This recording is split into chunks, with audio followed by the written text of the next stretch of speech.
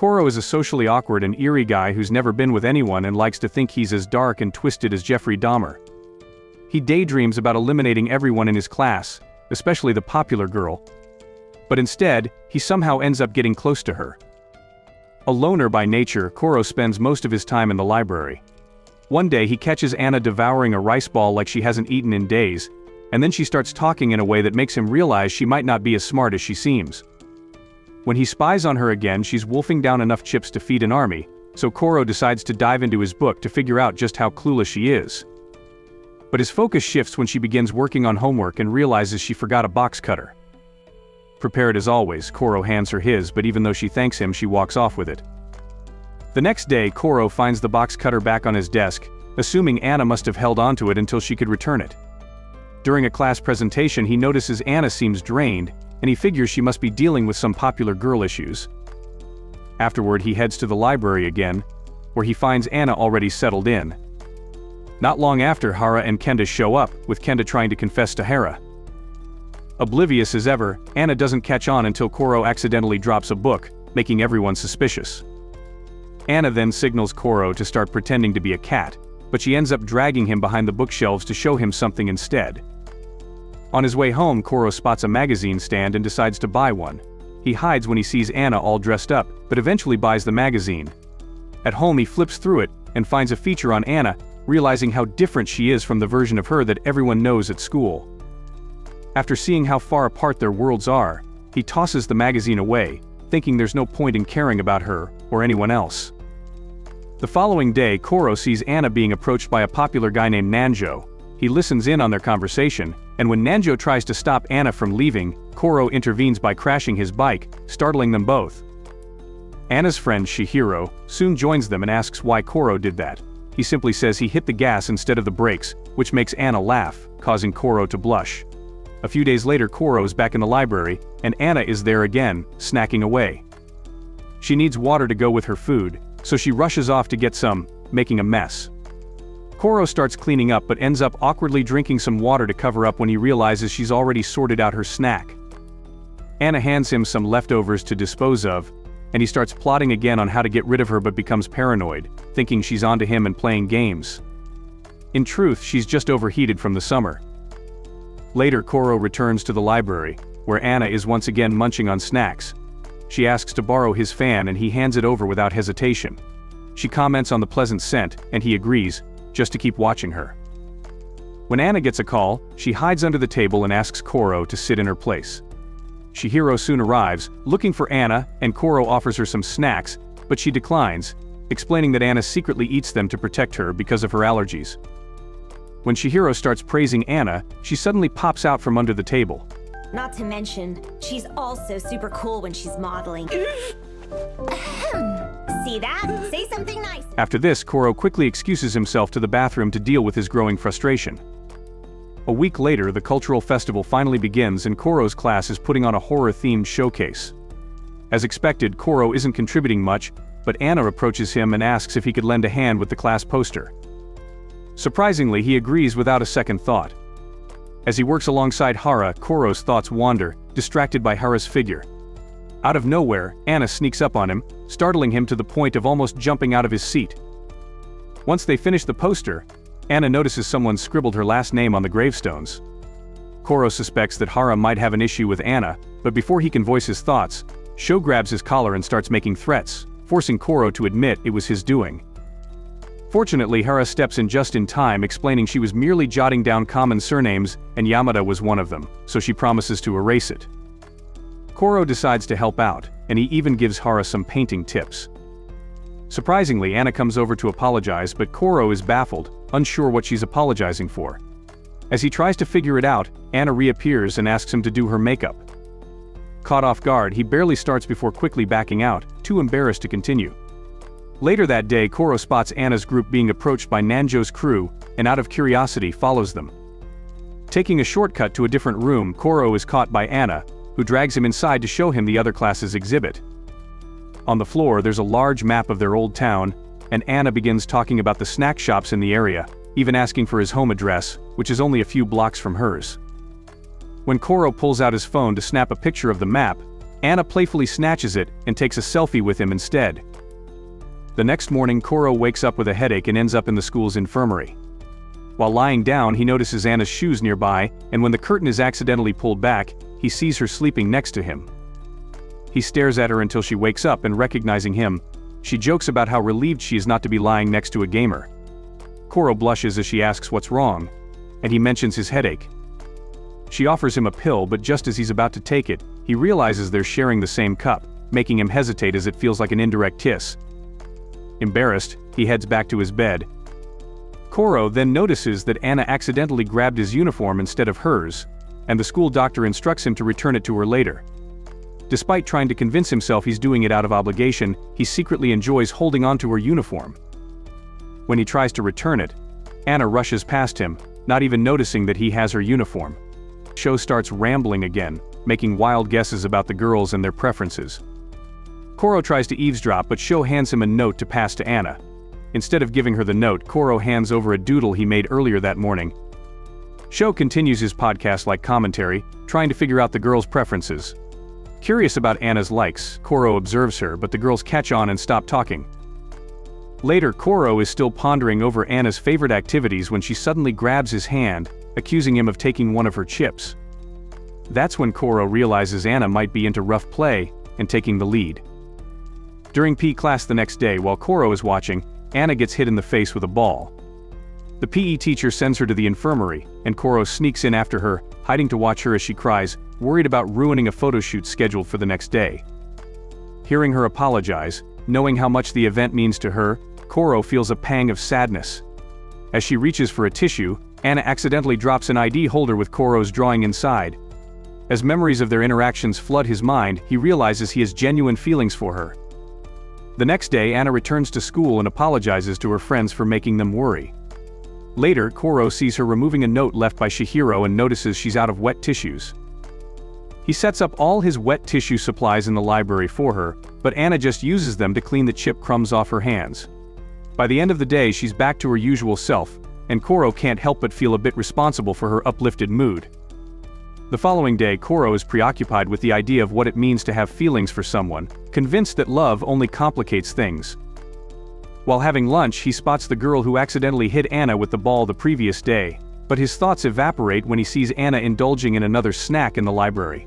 Unable to stay put, Koro steps in awkwardly, suggesting they take it up a notch. Anna instructs him to fetch something for her, and without hesitation he dashes out of the room. Anna follows Koro, laughing as she reveals it was just a joke and suggests they go together. Once inside, they start cooking together, mimicking a certain famous duo, with Anna playfully guiding Koro's hand into the pink concoction they just whipped up. She downs the whole drink, but a teacher walks in, catching them off guard and causing her to choke. After that fiasco, Koro notices Ren nervously hovering around Anna, clearly wanting to talk but never quite getting the chance as Anna keeps darting off with Shiro. Serena asks Ren if she's apologized to Anna yet, but Ren insists she's changed because of Anna, a drama Koro definitely doesn't want to get involved in. Later, while hanging out in the library with Anna, Koro sees Ren there too, hoping to speak with Anna once more. Realizing they need privacy, Koro decides to leave, but Anna stops him and jokingly suggests they swap faces, which he declines, making a quick exit. Serena pulls him aside and hushes him, watching to see if Ren will finally apologize to Anna. Anna takes the lead, asking Ren if she wants to swap faces with her. Ren awkwardly avoids addressing the tower of emotions Anna represents and instead apologizes for that wild night. But Anna, oblivious, doesn't even realize it was Ren, and to smooth things over, offers her some candies. With everything resolved, Koro can't help but notice how much everyone cares about Anna, especially since she's a model. Later, Koro stops at a convenience store and Anna spots him, happily greeting him and commenting on his shiny new bike. She surprises him by asking for a ride home, a request he wasn't expecting so early in the game. As she hops on the bike, Anna asks if he's in any school clubs before casually mentioning she's thinking of quitting the basketball team after recent events. She teases that she might just join his club, making his heart race and his face flush. For the first time, they're having a real conversation, but Koro starts panicking when they pass by the police station, fearing they might get in trouble for riding double. He snaps back to reality when Anna talks to him again. Once they reach her stop, she thanks him and hands him the same snack drink she's been sipping on throughout the ride. Before leaving, Anna waves goodbye, and Koro awkwardly responds with a salute. A few days later, Koro goes to McDonald's with his sister, Kia, a situation he finds utterly embarrassing. He'd rather be anywhere else than seen with her. Just his luck, Anna shows up with her friends, and Kia can't resist teasing him about his height, so Koro escapes to the counter to order food. Anna follows him, asking questions about his sister, and admits she's a bit jealous since she's an only child and thinks having a sibling would be fun. When she sees the menu, Anna says she wants ice cream but realizes she forgot her wallet. Without hesitation, Koro orders her ice cream along with his meal, though she doesn't even take it. The next day, Koro walks Anna to the faculty office because she's too nervous to go alone. The teacher scolds her for bringing snacks, but Koro channels his inner lawyer, defending her like a pro, arguing that his client never admitted to the accusations. The teacher, impressed by Koro's sudden verbosity, compliments him for speaking up, as he's usually so quiet. On their way out, Anna thanks him, offering him candy as a reward, and even tells him he can call her by her first name. The following day, the class is split into groups for extracurricular activities. Koro wants to visit crime scenes and drug dens, but the teacher instructs them to form teams, and since Anna's group is short 2 members, Sho asks Koro to join them. Kenta and the other guy join a different group, while Koro slyly maneuvers his way into Anna's team. Later, Anna approaches him, pointing out how obvious his intelligence is despite his attempts to play dumb. That afternoon, Koro heads to the library to chat with Anna, but as usual, he's lurking behind the shelves reading a book while the girls talk. He overhears that Hara and Kenta are now dating, and Hara is curious about Anna's love life. This catches Koro's attention when Anna admits she's single, which is a huge relief for him since it means no rivals or exes to worry about. As Anna takes a selfie with Hara, she notices Koro's presence and confronts him. Hara laughs it off, saying it's fine because no one would believe him anyway, leaving Koro feeling a bit emotionally bruised. After school, it starts raining, but Koro is prepared with a raincoat. Before he can leave, Anna asks if she can borrow it, promising to return it after she buys an umbrella. As she leaves, Koro realizes she might have forgotten her wallet, so he chases after her in the rain. When he catches up, he tries to protect his bag from getting wet, but Anna just tells him to put it inside her bag instead. As he goes through her things, he notices she had an umbrella all along but still awkwardly hands over her wallet. What? Shirt pocket. Huh? Good, thank you.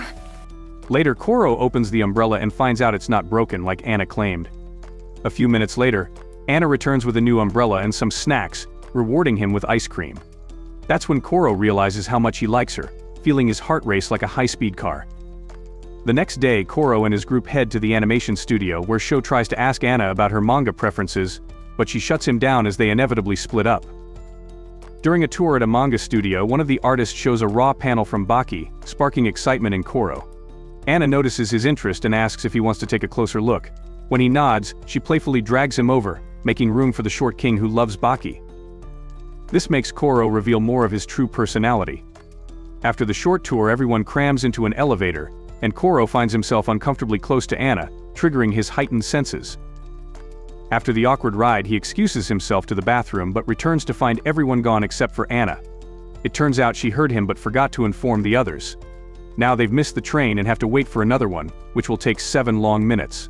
Seeing that they're left behind, Anna breaks down and apologizes, but Koro is secretly glad to have some time alone with her. As she cries, he tries to comfort her, offering her a milk tea and insisting it's his fault they were left behind. Anna finds it funny that he made such a big deal out of his bathroom break. When the train finally arrives, Koro attempts to find a different spot, but Anna stops him, not wanting to be separated again. She jokes about how lucky their group is to have fun without them, but she's happy to be with Koro, and to his surprise, Anna feels the same way. She even mentions how crazy it is that Hara and Kenta are dating, hinting that keeping things secret might be more exciting for them as well. After the tour, Koro tells his family what happened, but Kana reminds him that he already told them yesterday, hinting that he's been enjoying school more than he lets on. On the way to school the next day, Koro admits to himself that he does enjoy school, even if Anna is his only friend. When he arrives, he finds Anna standing at the gate like a school guard, waiting for him. She follows him to the bike parking area and, as promised, lends him 3 volumes of the romantic comedy manga she's been reading. Before leaving, she warns him that she'll be busy with work, but insists he reads the manga, even spoiling some parts to get him interested. Later that day, Anna drops by the library to check on Koro, practically forcing him to read the manga she lent him. They playfully argue, but eventually both apologize. Before she leaves, Koro asks if she'll be at school tomorrow, and Anna assures him she will, no matter what. That night, Koro starts reading the manga and finds himself wondering how Anna reads it. When a few snack crumbs fall on his hoodie, he figures that's how she does it. The next day, Sho, noticing how close Koro and Anna have become, starts asking questions. Koro fears Sho might want to fight him, but instead, Sho just wants to know if Anna likes anyone or has a boyfriend. Apparently, Sho has started to like Anna, and it bothers Koro to hear him talk about her like that. Sho then gives Koro some advice about love, making Koro wonder if what he feels for Anna is really love since he doesn't think about her in the same way Sho does. When Sho starts describing what he likes about Anna, it irritates Koro even more. But when he returns to his seat and sees Anna's playful wink, he realizes she was right all along. Later in the library, Koro finds Anna staring at a sign that says, "No eating inside." Anna jokes about the obviousness of the rule, but Koro doesn't catch on. She suspects someone's been snitching on her for eating there, and she wants to find out who it is. When they visit the faculty room, the librarian explains that she found a candy wrapper and had to put up the sign to stop others from doing the same. Koro worries that this might be the end of their time together in the library, but Anna quickly dispels that fear by pulling out a box of chocolates, declaring that no sign can stop her. Just then, the librarian almost catches them in the act, so Koro grabs Anna's hand to hide the chocolate. Like her.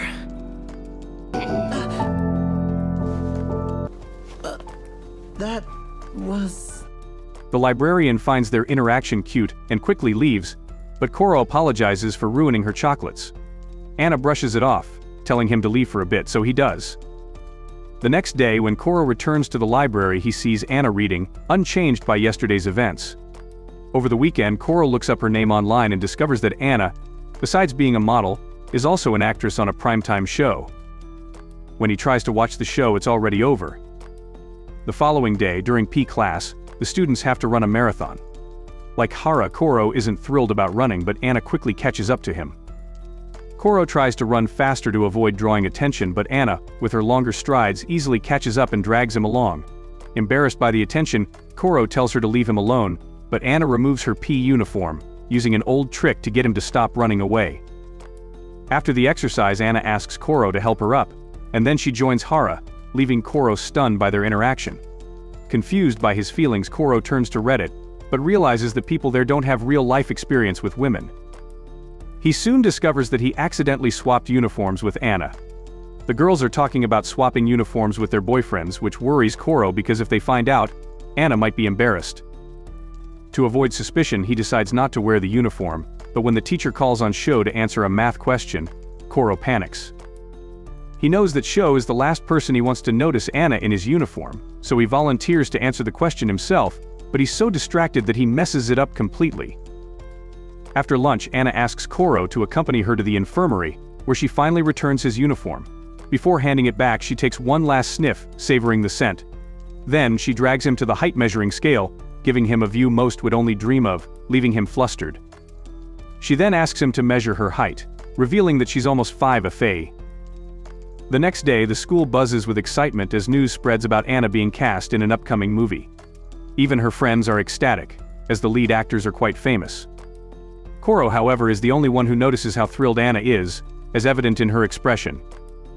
When the teacher arrives with the announcement that it's time for a new seating arrangement, Koro picks up his seat and prays to every luck charm he knows, hoping to be seated next to Anna. Unfortunately, his wish is partially granted when the class is placed in front of him. Fortunately, Hara ends up sitting beside him, though there's still a problem. Anna, built like an athlete, is blocking his view. Despite this, she occasionally turns back and smiles at him. Koro pretends to have forgotten his book so he can share it with Anna, but his plan is foiled when Sho, the class troublemaker, tries to take his game. Koro can't see the board clearly and accidentally leans on Hera's shoulder. Hera, ever kind, offers to let him copy her notes. Anna sees this and gets upset, accusing him of being happy sitting next to Hera. Koro quickly explains that he couldn't see anything in class because Anna was blocking his view. His unintentional charm works, and Anna's anger melts away. Later in the library, Anna apologizes for getting mad earlier. Koro tells her not to worry, reminding her that she has more important things to focus on, like her upcoming movie role. Excited, Anna asks if he likes movies and reveals that she's going to play a character in the film. She starts practicing her lines with him, but when others give them strange looks, Koro suggests they practice somewhere more private. Anna leads him to a secluded spot, a little too close for comfort. She explains that the movie will be released 2 years after their graduation and asks if he'll watch it. Koro assures her he will, which motivates her to keep practicing. That night, Koro watches Anna's show and realizes she barely has any lines and is cut from most scenes. He worries she might be upset about it, but the next day she's excitedly chatting about her appearance on the show. After exams, Koro helps tutor Chihiro, which makes Anna jealous. Chihiro warns Anna to study hard and suggests she ask Koro for help, noting that he's a great teacher. However, she also warns him that Anna can be a bit of a ditz sometimes. Koro tries to stifle his laughter, but Chihiro catches on and starts asking more pointed questions about his behavior. Later that day, when their parents come for a school meeting, Koro notices his mom sitting next to Anna's mom. Anna's mom is strict and comments on everything Anna does, making even Koro's mom sit up straighter. After the meeting, Koro's mom talks to Anna, who seems genuinely happy. She mentions how much Koro talks about school and how it sounds like he's having fun, which delights Anna. She stutters while talking about their interactions, but Koro's mom reassures her.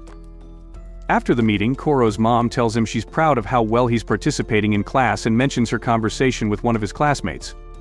When she asks for the classmate's name, Koro startles her by revealing that it's Yada, who was following them. The next day, Anna compliments Koro's mom for being kind and even tells him she received a treat from her. She leans in close, asking what he calls his mom, but the proximity makes Koro uncomfortable, so he changes the subject, asking if she's done her homework. Anna pulls out her notes and asks if he can help her, just like he did for Chihiro. He agrees, but when the library teacher approaches, Koro worries they'll get caught with the candy wrapper. He whispers to Anna to hide the candy, but he's too close, causing her to lose her balance. The next day, heavy rain pours down and Koro has no choice but to bike home in the downpour, having forgotten his raincoat. On the way, he passes Anna, who recognizes him. Koro quickly turns around, explaining that he forgot his raincoat.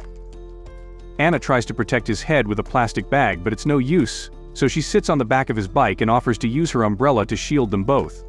However, it's too dangerous with everything wet and slippery, so Koro decides to continue biking home. Later, he realizes Anna left the contents of the plastic bag on his bike, so he rides back to the station to return her things. After returning home, Koro browses Anna's Instagram but soon falls asleep and starts fever dreaming.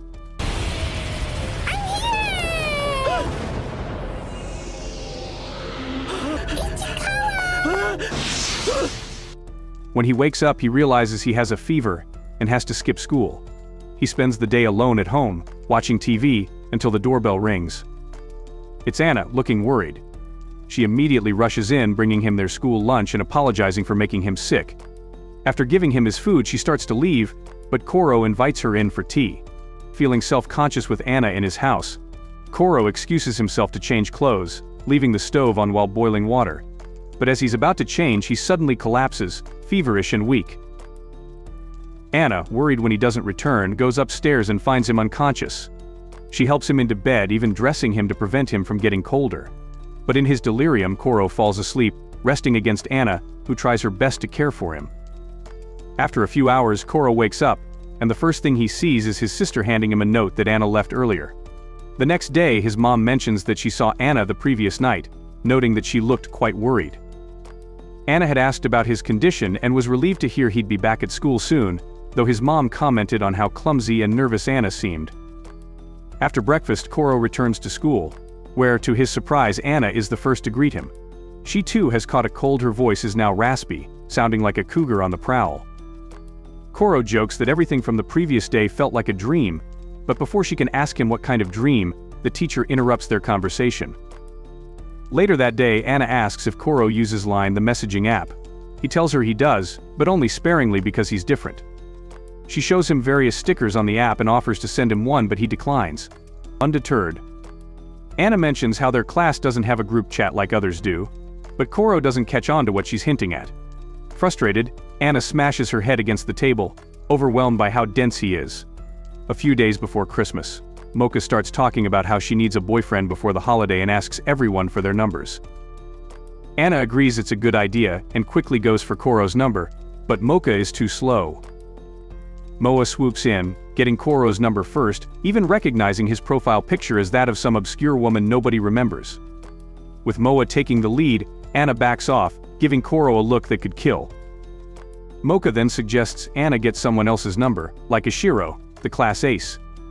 Anna casually mentions that she and Ishiro live in the same apartment building, and that their parents are friends, which causes Koro to spiral into paranoid thoughts, imagining they're up to something behind his back. Mocha pushes Anna to ask for Ishiro's line ID. When Anna asks Ishiro for his number, Koro finally realizes what's happening.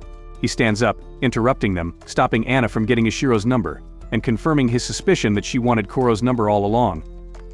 Determined, Koro decides he'll get her number soon. That night, while reading a manga Anna lent him, Koro noticed the main character was eerily similar to himself.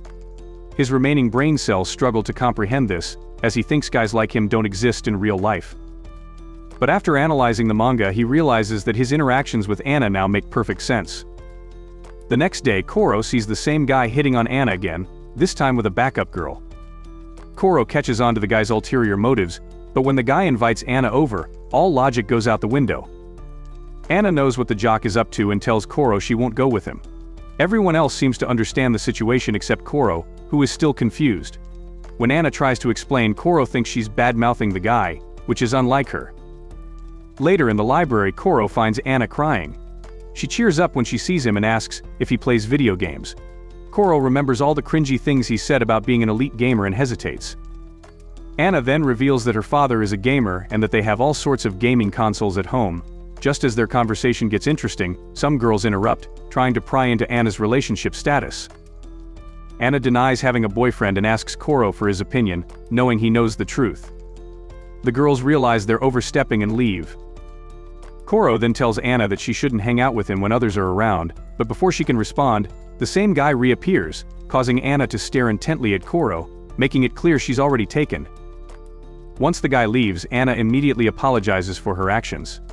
As they walk, Koro overhears Mocha reprimanding Chihiro about the jock, telling her he's clearly using her to get to Anna. Later that night, Koro starts to wonder if Anna is using him in the same way. He questions whether all their genuine interactions were just part of her plan to manipulate him.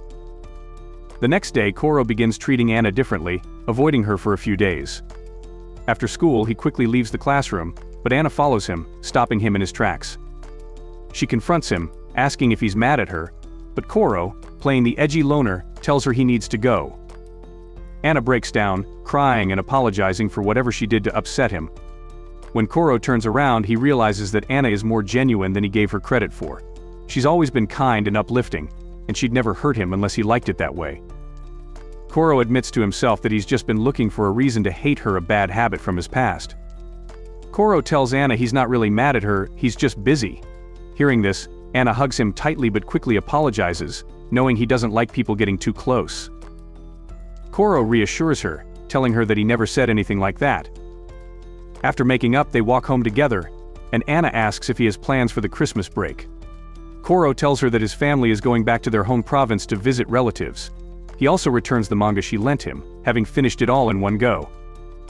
They discuss the plot, discovering they like the same things, and Anna promises to bring the next volume. The next day, Anna forgets to bring the manga but insists she'll give it to Koro before Christmas, urging him to read it because it's a masterpiece. Before the day ends, she finally asks for his line ID, securing his contact information for their upcoming date. The next day, Koro dresses up in his best outfit, arriving early at their meeting spot. He thinks he's too early, but then notices Anna already there waiting.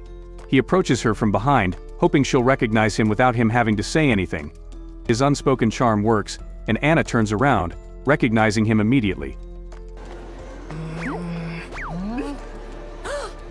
Oh, weren't we meeting up at 2? Oh yeah, our place is all... It turns out she was early too, claiming she wanted to make sure she was at the right place, though Koro suspects that's just an excuse. After meeting up, Koro asks for the manga, but Anna drags him to a restaurant she's been wanting to try. Looking at Anna, Koro realizes how well dressed she is compared to him, who looks like he's about to commit a heist. He quickly removes his mask, but now he feels even more out of place. Inside the cafe, Koro is shocked by how expensive everything is, so he only orders a coffee, while Anna orders the most extravagant meal on the menu. After getting their orders, the two start talking, but Ciro goes overboard when explaining why he owns so many black attires, so he backs away a bit because since their date started, Koro regrets his decision to meet Anna, feeling like he's losing social credits just by being there. Anna hands him her phone, asking him to take some photos of her. When he inquires if they're for Instagram, she replies that she plans to send them to him. But as Koro gets lost in her beauty, Anna playfully reminds him that the real thing is standing right in front of him. Later they go shopping and Anna makes him choose between two outfits. After making his choice, Koro's imagination starts to run wild, picturing what she might be hiding underneath those clothes. However, the reality check hits, and he tries to leave the store. That's when he spots his sister with her friends. Panicking, he tells Anna to be quiet, fearing they might get caught. Anna asks if she can say hi to his sister, but Koro tells her to wait until the time is right. As soon as he sees his sister approaching, Anna drags him into a dressing booth, making him promise that she'll get to meet his sister eventually. After some rom-com-worthy antics, they leave the store and start wandering the streets of Shibuya. Koro notices couples everywhere, which makes him nervous, as it's starting to feel like they're a real couple too. Anna apologizes for dragging him around to all her favorite spots, worried that she might have annoyed him. Seeing her concern, Koro opens up, admitting that he's not the type to go out often, so spending the day together like this made him genuinely happy. Anna, understanding his sentiment, gives him a muffler as a gift. When they arrive at the town center, they come across a stunning Christmas light display, marking the perfect end to their memorable date. As they reach the train station, the crowd almost separates them, but Anna grabs his hand, holding it all the way to their stop. It doesn't end there. Walking through the moonlit streets of their town, they continue holding hands, as if they're the only two people in the world, taking their time as they head home.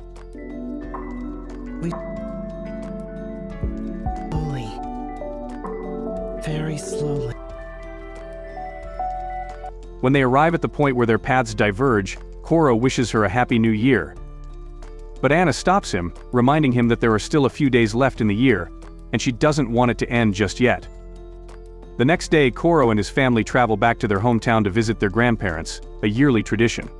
This time, however, he's sleeping next to his sister, which worries him because he's trying to win over Anna, a perfect 10, and he doesn't want his sister ruining his chances.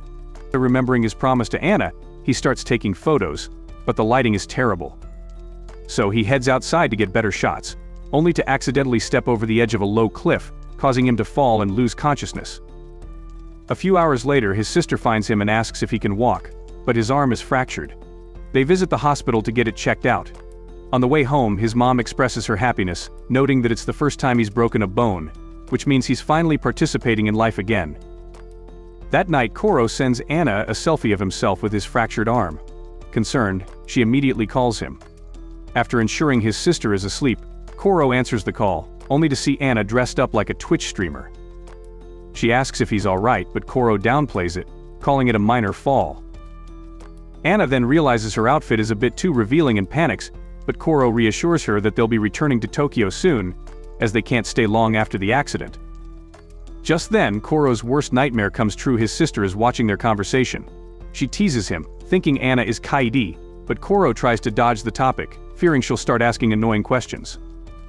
Surprisingly, his sister doesn't press any further and goes back to sleep. A little later, Anna calls him again, asking if he'd like to have a drink with her while they gaze at the moon. The next day, Koro picks up a souvenir for Anna and heads back to Tokyo with his family. On the way home, his sister asks about Anna and is surprised to learn that it's the same Anna who left a note at their house, teasing Koro that he might have a shot with her. Upon arriving home, Koro quickly heads out to return Anna's books and give her the souvenir he bought. He meets Anna and her dog, Wuro, who looks just like the keychain he bought for her. At the park, Anna plays with Wuro while Koro sits on the bench, trying to find the right moment to give her his gift. Soon after, Anna asks Koro to give Wuro a few commands, but the dog doesn't respond. Anna then mimics what Koro would have done, taking his hand in a smooth move. Koro mentions the muffler, saying he's returning it, but Anna insists he keep it. Finally, he gives her the dog keychain he's been holding onto. Anna's reaction, a burst of happy noises, shows just how much she appreciates the gift. On the way home, Anna asks if Koro wants to meet up on New Year's, as she's planning to visit the temple to pray. After confirming he'll be there, Anna bids him goodbye. A couple of days later, Kuro heads to the convenience store but gets cornered by that same guy, Nanjo, who drags him to a restaurant. Nanjo keeps pestering Kuro about Anna, asking what she's up to. Kuro denies having Anna's line number, but just as he's about to get away with it, her name pops up on his phone. Nanjo orders one of the girls to fetch him a sandwich, and as she leaves, Mocha also excuses herself, giving the two boys some space to talk. With everyone else gone, Nanjo casually tells Kuro that he won't spill the beans about how he got Anna's number from him. But Kuro, tired of Nanjo's antics, bluntly tells him to piss off. Not long after, Muka arrives and asks Kuro to walk her home. On their way to her apartment, Muka encourages Kuro to stand tall, praising him for being strong enough to tell Nanjo to get lost. Kuro then confesses that he did it because he has feelings for Anna, and he's not about to let anyone mess with that. The next day, Kuro and his family visit the temple. He's supposed to meet Anna in about 30 minutes, so he starts thinking of an excuse to leave early. But before he can say anything, his mother spots Anna in the distance and points her out, telling both Kuro and Kana that Anna seems to be waiting for someone. Kana, noticing how Anna looks, asks Kuro if she has a boyfriend, noting that her appearance is exactly how someone in a relationship would present themselves. She keeps urging Kuro to go say hi, but he hesitates, causing enough of a stir that Anna eventually notices. She walks over to them, greeting the family with a cheerful Happy New Year, and then falls in step with them, with Kana acting strangely around her. When they arrive at the temple, Kuro and Anna begin to pray, but Kuro's broken arm makes it difficult. Kuro pulls an awkward move, trying to pray with one hand, but Anna, noticing his struggle, leans in close, practically wrapping herself around him as they share the prayer together. Afterward, Anna drifts off to explore the temple grounds, while Kana congratulates Kuro for managing to snag the baddest girl in their school, even if he did it in a somewhat weird way. Not content with just one encounter, Kana drags Kuro back to Anna, insisting that he make a second, better first impression. When they catch up to Anna, she surprises them by accepting an invitation to visit their house, which Kana had casually extended. Inside, Kana can't help but tease Kuro, but he quickly realizes that Anna is wearing the same dog keychain he bought for her, the one that was supposed to match his sister's keychain. Panicking, he grabs Anna by the waist in an attempt to hide the keychain from Kana. Sensing something is up, Kana grabs Kuro and asks if they're already that close, but Kuro keeps denying it. To shift the focus, Kana pulls out their old yearbook and starts showing Anna what they looked like years ago. Anna's face lights up when she sees Kuro's bad boy emo look from 5th grade, flipping through the pages like an excited parent. Kana even shows her pictures from Kuro's middle school and junior high days, but when she mentions the summer camp photos, the conversation takes an awkward turn, going silent. Kana eventually excuses herself, leaving Kuro and Anna alone. Before she leaves, Kana thanks Anna for being friends with her brother, expressing her genuine gratitude. In response, Anna asks Kana if she can be her older sister, to which Kana eagerly agrees. After their chat, Anna follows Kuro to his room, where she admits she's already seen all of his photos because they both went to the same school. One particular photo piques her curiosity, and she asks Kuro if he's still close with the two friends in the picture. Kuro reveals that they were his cram school buddies, but he didn't pass the entrance exam for the school he really wanted to attend, which left him deeply depressed.